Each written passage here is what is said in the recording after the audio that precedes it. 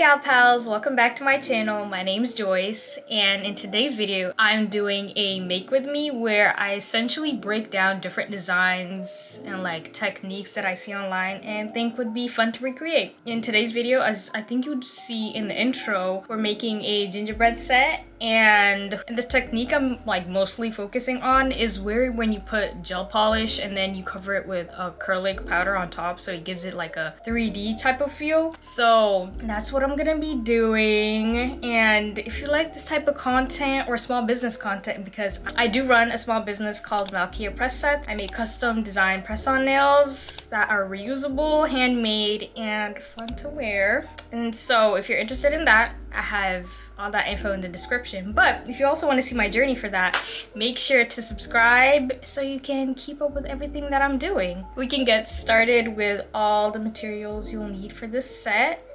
And yeah, so I'm gonna have 3 polishes that I'm gonna be using. The first one is gonna be the brown for the gingerbread base. The second is gonna be the white for the frosting. And then the third is gonna be a nude that matches my skin tone. And some tools are this spatula type of thing. I don't know what you call this, but this is what I'm using. It has a scooping part up here, and that's what I'll be using to pour the acrylic powder over the nail. Next thing is the acrylic powder, and I'm using Model 1s. I've never really tried any other one, but this one's worked great, and I'm using it in transparent so that it's transparent and like matches whatever base color I have underneath. So even if it's not white, it'll look okay.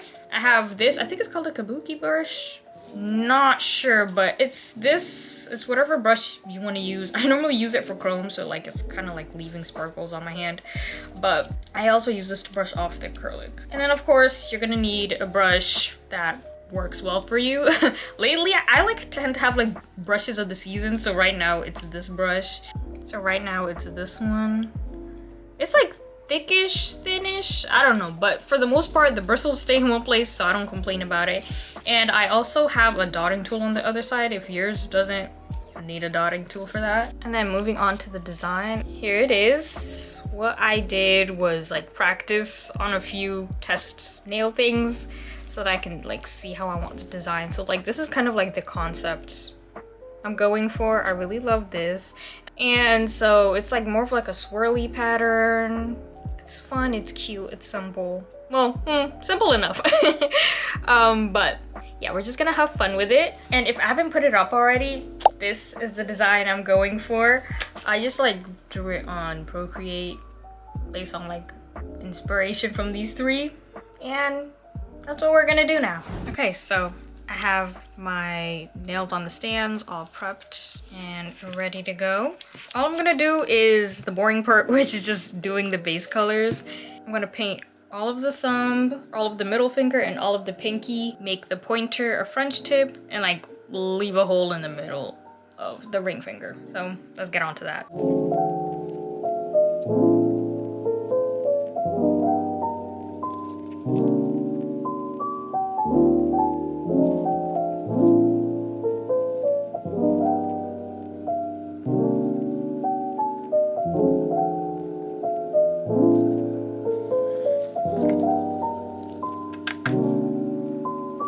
Okay, now as you can see, I have done like my base colors, and for the ones that I plan on doing the gingerbread design on the entire thing, I'm gonna put a top coat. In this case, I like using the Hoopla top coat because it's non-wipe. And I'm just gonna be applying it to these 3 at first, and once I do like the border of the gingerbread brown, that's when I'll put a top coat on them. You might be wondering, top coat now? We're not even done! Alas, that's the whole point. Just so that it doesn't like stick to anything, and that our base part will be safe and secure underneath the top coat.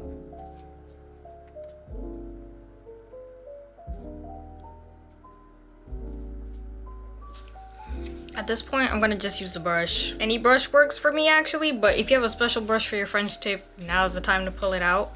And I'm gonna start with that for the ring finger. I don't really have like a method to my French tips. I actually just start applying it. I don't like make shapes. Either I like do the negatives, where it's like I do the top line and the bottom line, basically all of the outline, and then I just get painting. But if anyone's interested on like the different ways you can do a French tip, I can make a video on like other tips and tricks you can do to make your own.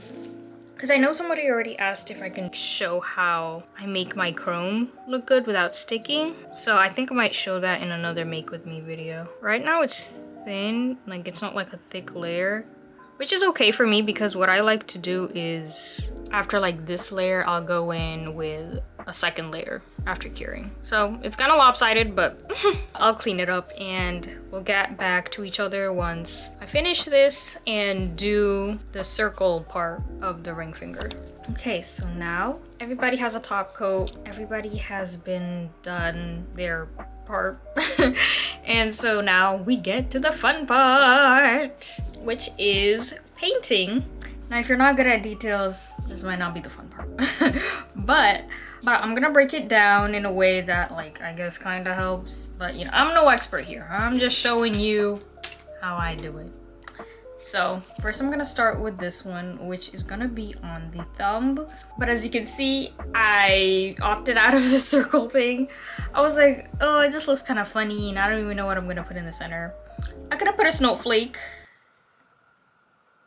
Yeah, I'm not thinking I could have done that, but here we are. So I'm just gonna do this, then we'll do the thing with the rest of them. So I find it easier to start with the center.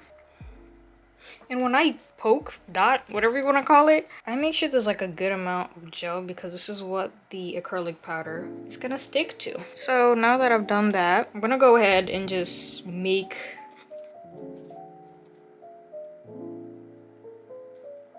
now I have my dots making whatever this is, and now I'm just gonna connect them. Good thing about this part is if you mess up, you can just wipe off the part you don't like, which I did a whole bunch with that original one. I can add the other dots that make these parts, but I'll do that once I connect everything just in case I mess up because I don't want to have to wipe a whole section off. So mostly I do that by like dragging down as straight as I can. And then I like curve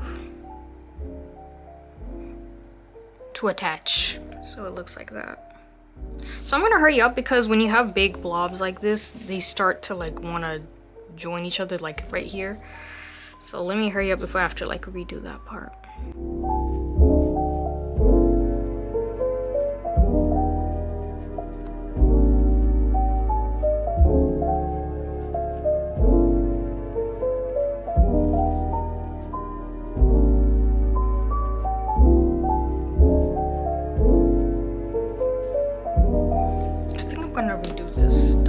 Just because it's morphing a little too close to this other one. This is a part where we're glad we have top coat, because if we didn't, the smudges on that base color would have been crazy. Let me just remove this too.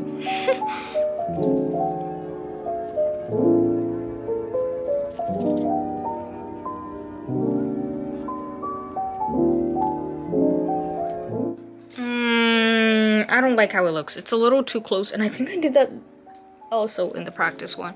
So we're just gonna keep doing this until I get it right, and I'm not gonna torture you and force you to watch me do that. So we'll skip once I've completed this portion. So in this part, I've put those 4 corner dots that I was mentioning before, and just dragging in with the same light-handed motion. I found that's the best way. Like, don't try to draw the entire line, like just flick it and it'll figure itself out. And then I'm doing the framing spikes, I guess you can call them, on the edges of the nail.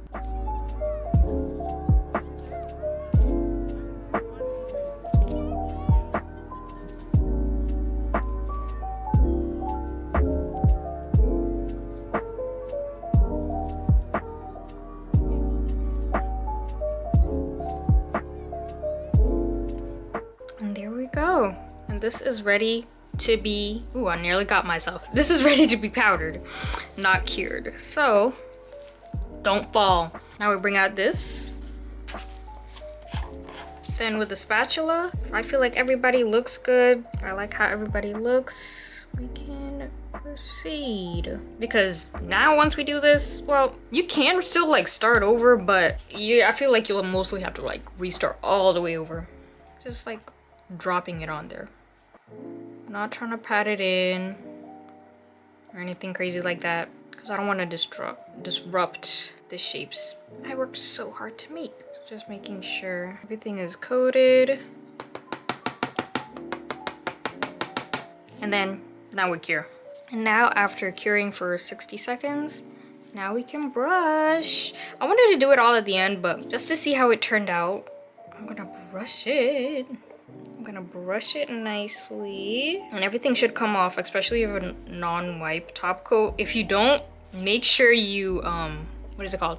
Wiped with alcohol to remove the inhibition layer of your top coat if it's non-wipe. If that makes sense, right? What I was trying to say is that if you have a top coat that is sticky after curing, make sure you wipe with alcohol so that the acrylic doesn't stick.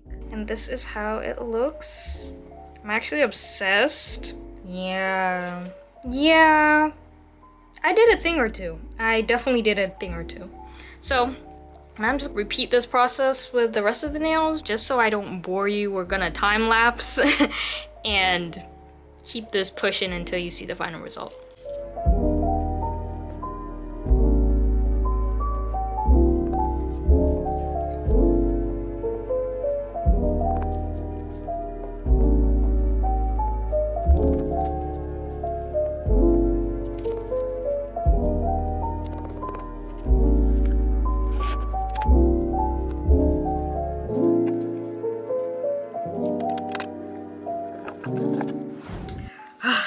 Oh my gosh, my back, my neck, my bad posture. I've been looking forward to this moment. We have accomplished what we came to do. I got all my designs on here and I'm happy with the results. Very cute. So now the very, very fun part, and thankfully the last part, is brushing off the acrylic powder with the brush. So let's do that so I can present them to you nicely.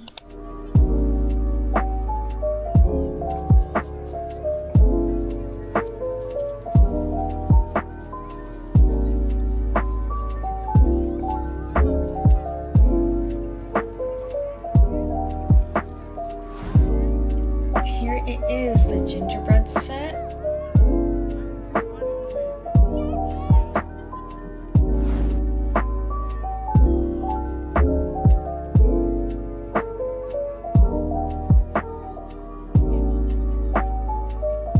Okay, and that's all there is for this video. If you liked this video, don't forget to like, comment, subscribe.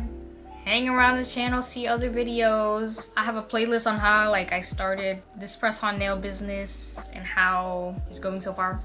Yeah, and if you're interested in having this set or any other custom set you'd like based on inspiration or another design you've seen, feel free to message me on Instagram or email me about a request. Of course, all custom designs require sizing kits, so if you want to just hop onto that, I have those in the description below too. And this has been fun. I guess to end off the video, what is...